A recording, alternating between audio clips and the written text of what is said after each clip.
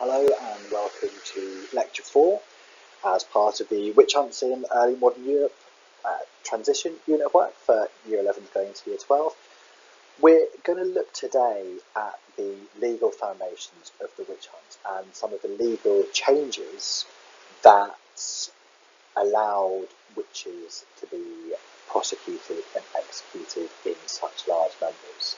There are a couple of highly significant developments in law that were quite common throughout several countries in Europe that facilitated hunting of witches on such a large scale.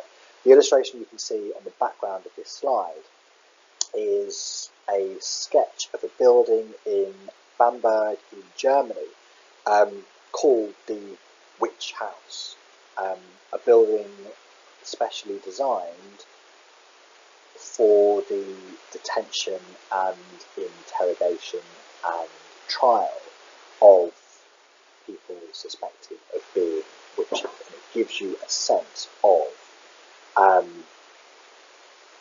the extent of belief in witches, and secondly the extent of the problem that Bamberg felt they had with witches, that they had to have specialised buildings produced to deal with the problem of witches in their area.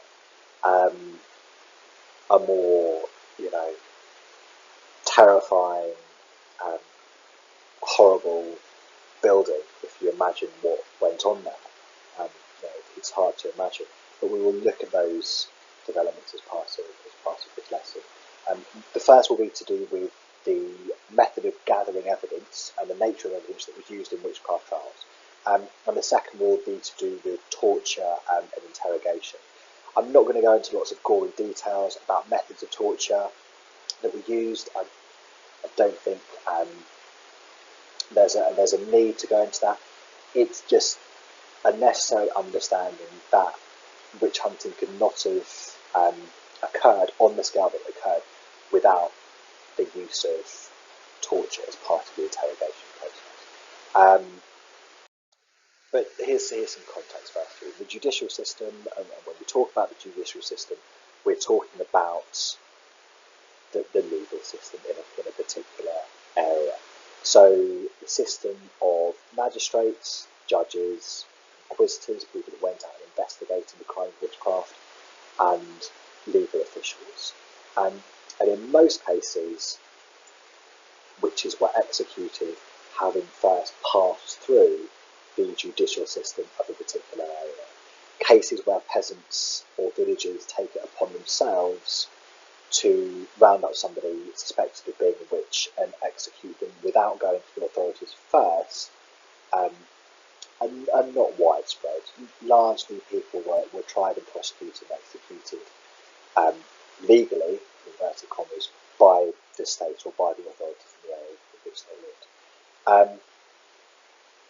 Even when witches occasionally took their own lives whilst locked up, they often did so in order to avoid the inevitable and gruesome process of the law. Interestingly, if somebody did commit suicide whilst they were in detention, the authorities saw that as a big failure of the system. And even the Malleus Maleficarum, which we were introduced to last week, which is one of the most heinous, brutal texts you'll ever read, even that warns against the danger of allowing witches to commit suicide, because a strange aim of the interrogators was that witches would confess, and through confession they would still be executed, but they might have a chance of being forgiven by God, and they might have a chance of at least having their soul saved. Central governments, therefore, were opposed to people taking the law into their own hands, and they were opposed to people accused of witchcraft committing suicide. They wanted to find witches, they wanted to prosecute them, and they wanted to execute them, but they wanted to use the correct and proper procedures to do so. And it's a kind of very strange psychology that you need to sort of think about when you understand the mindset of these people that were prosecuting and torturing witches. It's a very alien mindset to the one that we have ourselves. But here's the first key change. It'll be a new phrase to you, I'd imagine. It's called Inquisitorial Procedure. This is a method of conducting trials. You might have come across trial by ordeal as a way of investigating crimes, or a way of kind of deciding if somebody was guilty. You might also come across the kind of accusatory system, where somebody accuses another person of a crime, and they kind of argue that out in court. In an inquisitorial system, the judges are inquisitors who actively participate in fact-finding and public inquiry, and by questioning the defendants and other witnesses. A bit of background to this. In the beginning of 1198, Pope Innocent III issued a series of decrees that reformed the church court system. The main change being that church magistrates were no longer required to carry out a formal accusation to summon and try a defendant. What we see in this kind of inquisitorial procedure is it becomes much easier for the authorities to go and investigate an accusation of witchcraft on the basis of very limited evidence, such as just a single accusation from someone, an accusation that doesn't even necessarily need to be made publicly. It could be an anonymous accusation. If, and this is the last line in the box on the left, if the testimony of these witnesses accuse a person of a crime, that person can be summoned to court. So one key change with this inquisitorial procedure is it makes it much easier to launch an investigation against them. In other areas where you don't have the inquisitorial procedure, more solid forms of evidence, it could be people giving testimony in public as eyewitnesses, or it could be physical evidence of a crime might be needed before the authorities acted and investigated a crime. Under the inquisitorial procedure, the standards of evidence needed to start an investigation are much weaker. Where this is significant for witchcraft trials in particular in that case, the judges / inquisitors, so the people who were investigating allegations of witchcraft, were educated men who almost always believed in the ideas of the devil's pact and the Sabbath. So the people investigating the crime of witchcraft were investigating it on the basis that witchcraft was a satanic crime and it was a collective crime. So that's very important. This meant that in their interrogations, they often forced the accused witch to name other witches, to name accomplices, which leads to chain reaction trials and the number of victims spiraling out of control. The fact that witnesses could testify in secret also encourages people to accuse other people of committing witchcraft.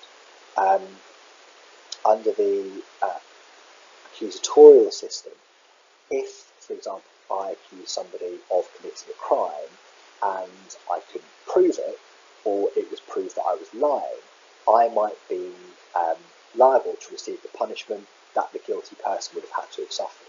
So I'm far less likely to make an accusation against someone if I can't prove it.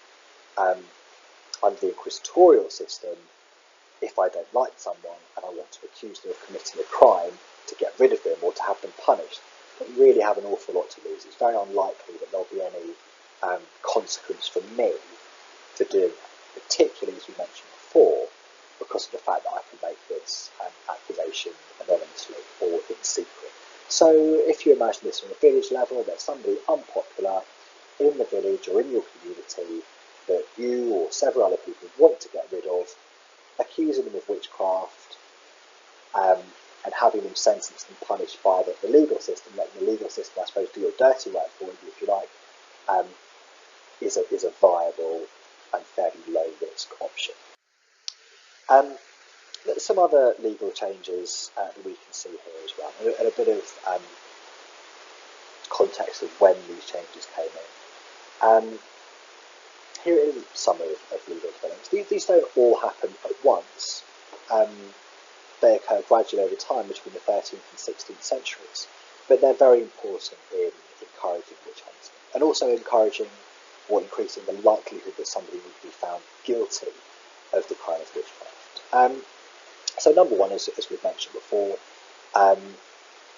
courts of continental Europe adopted this inquisitorial system, which made it easier for an investigation to be instigated.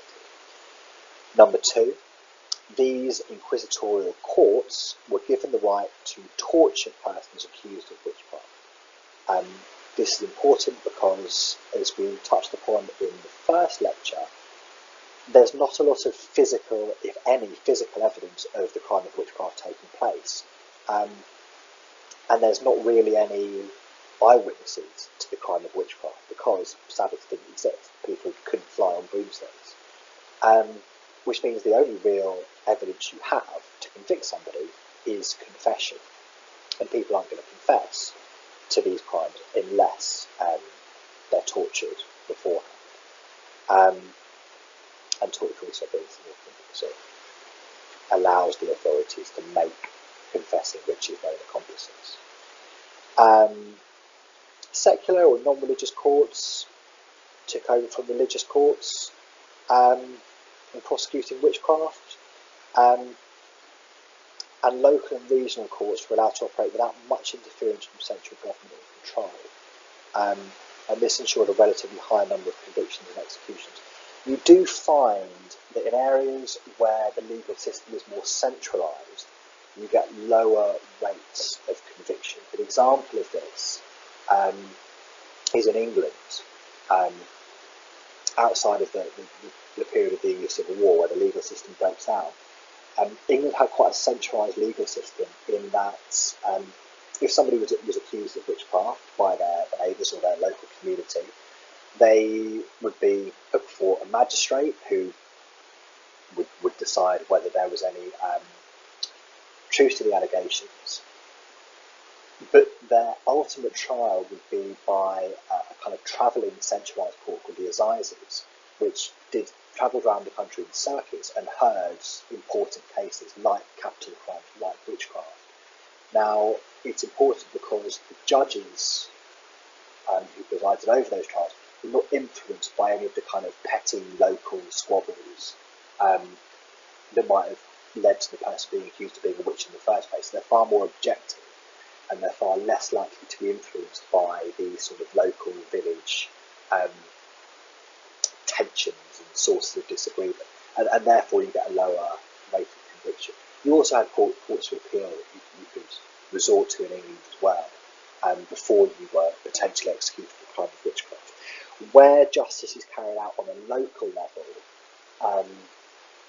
the reputation of the witch or the person accused of being a witch and their character amongst people taking part in the trial and prosecution is much more important, and leads in more cases to the person being found guilty.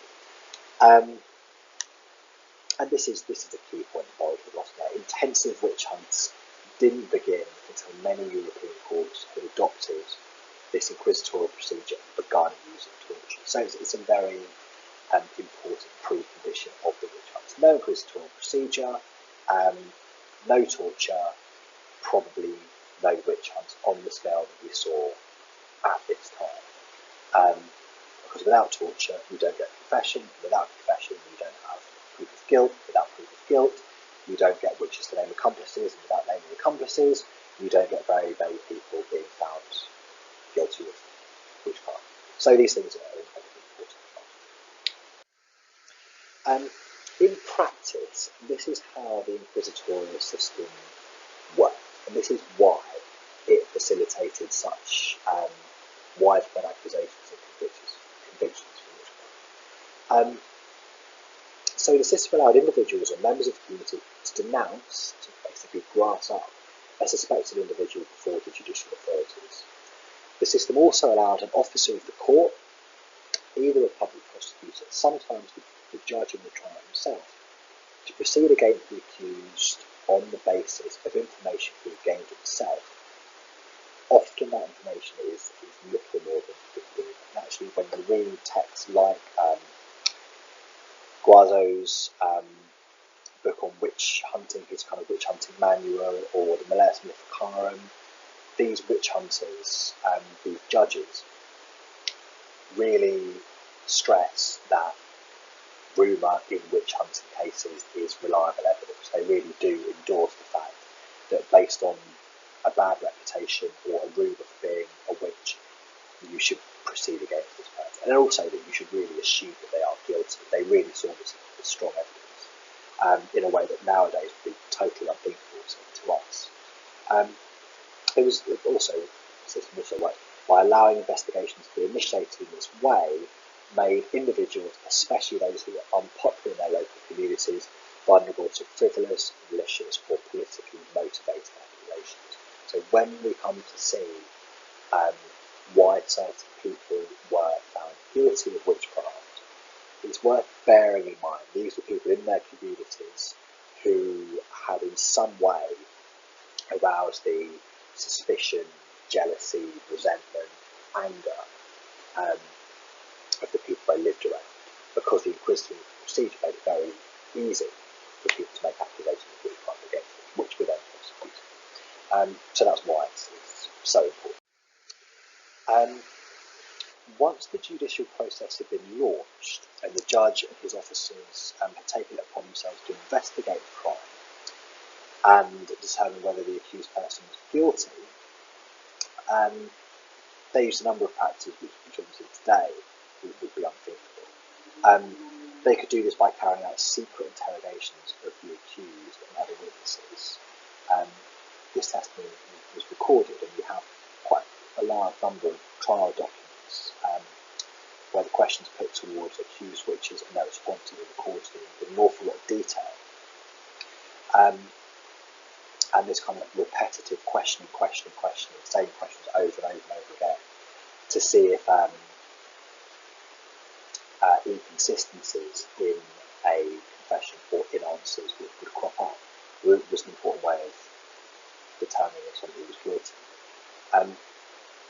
There was a huge problem with evidence in witchcraft trials because, as we've mentioned before, eyewitnesses just can't be produced. The crime itself is secretive. Number of people who can say, with their hands on a Bible, they'd seen a witch producing harmful magic is tiny. Only people who can witness events of the Sabbath would be other witches. These events didn't happen, so that's not going to happen. And the consequence of that is that judges are forced to rely on confessions in order to convict witches. If they don't confess, there's very little in the way of other evidence that can be used to convict. Which leads to the importance of torture in these trials. Under these circumstances, the circumstances of how difficult it was to gain solid evidence of the crime being committed, judges were forced to rely exclusively on confessions under torture. It's worth pointing out torture was not a punishment for those convicted of witchcraft. It was used as a means to either gain confession or, even after the witch may have made the initial confession, to make sure they confessed everything they knew. They gave the authorities every detail about this crime that was possible. The authorities, after somebody admits to being a witch, the interrogation doesn't necessarily stop there. They really want to find out all the details about the Sabbath, all the people that were there, all the crimes that they committed, beyond simply just gathering enough evidence to justify an execution. The assumption this is based on is when a person is subjected to physical pain, they will confess the truth. They were torturing people after, I suppose, forming the idea in their mind that they were guilty in the first place because of the amount of rumours against them, because of different accusations made against them. And the authorities would see that as sufficient evidence that the person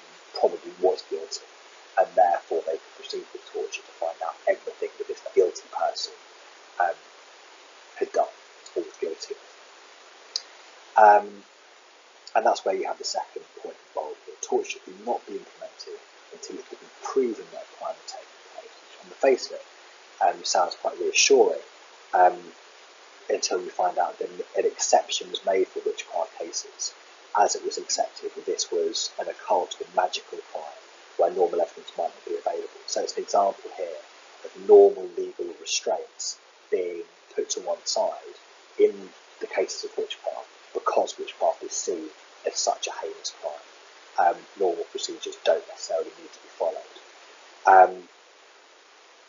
It means that judges could torture suspects for crimes that were believed to have been committed, but for which there was no tangible, physical evidence. There were rules. People in the early modern period, again, they weren't stupid. They were aware of the risk of false confessions, and there were laws to try and guard against them. There were rules to restrict the duration and severity of torture. Torture shouldn't result in the death. Nobody should be tortured to death. Pregnant women and children shouldn't be tortured. The use of leading questions was forbidden. And any testimony given in the torture room had to be given freely or without torture, outside the chamber within 24 hours. The problem is, as we'll see on the next slide, these legal restraints were often ignored in witchcraft cases. You see the most common method of torture on the right-hand side there, something called the strapado, where people were suspended from their arms, sometimes in weights attached to people for long periods of time, whilst being questioned. The result of these methods was that thousands of people confessed to crimes which they physically could not have committed, like flying, like taking the sound, like making a pact with the devil, because they simply suffered too much pain, told the interrogator what they wanted to hear. A really shocking example of this comes from the quote that you can see in this slide that really highlights the extent to which these practices were ignored. It's a quote from a German town in 1631. Hangman, or hangman was often the person involved in carrying out the torture himself, tells an accused which I did not take you for 1, 2, 3, not for 8 days, not for a few weeks, but for half a year or a year, for your whole life until you confess. And if you will not confess, I shall torture you to death and you will be burned after all.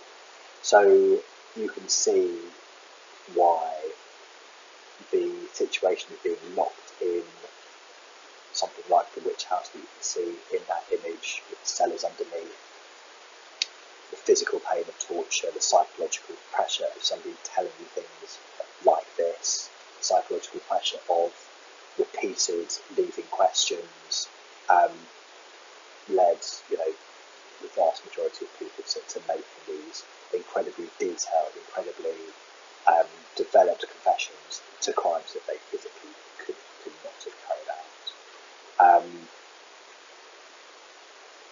And it goes back to this idea that you can see involved there at the bottom of witchcraft being an exceptional crime which justified the official rules being adjusted or ignored in these cases. The overall significance is just summarised there. Threefold significance on the use of torture. Number one, it confirmed the educated belief that witchcraft was a cumulative crime because victims were forced to confess to attending the Sabbath. They were asked leading questions, they were interrogated and tortured into giving details, and they confessed. These were then read out in public, which helped these elite ideas about witchcraft to spread down to the lower classes, who couldn't read, write, or do magic. Number two, torture greatly increased the likelihood that an accused witch would be convicted. When torture was used on a regular basis in a particular area, the rate of conviction could be as high as 95%. Very, very few people were able to withstand torture without confessing. Conversely, when torture was not used, as in England, the rate of conviction could fall to as low as 50%. So huge significance behind this method of interrogation. revenge. And again, it reinforced the argument that without the use of torture, would there have been a witch hunt in Europe at this time when this occurred? Probably not. Thirdly, torture meant that the victim was forced to give the name of their accomplices.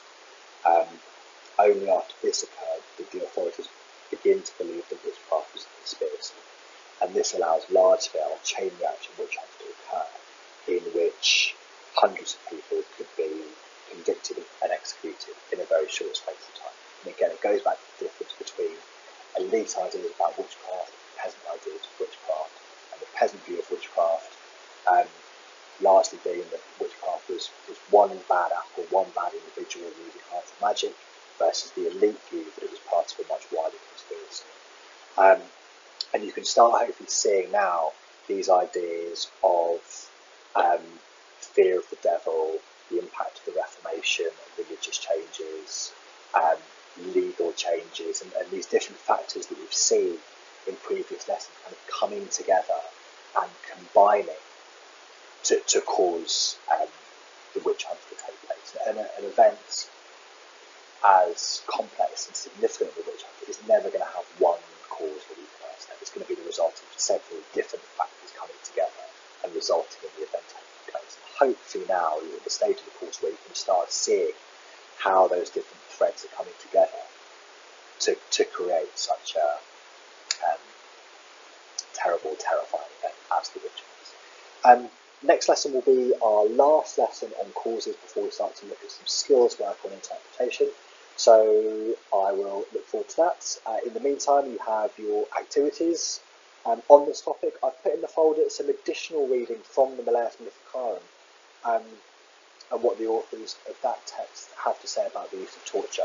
There's not an activity related to it, but if you are interested in doing some wider reading, again, it's something that's very important at A-level, I suggest you read through and you use that to inform your answers to some of the other tasks as well. Okay, thanks very much.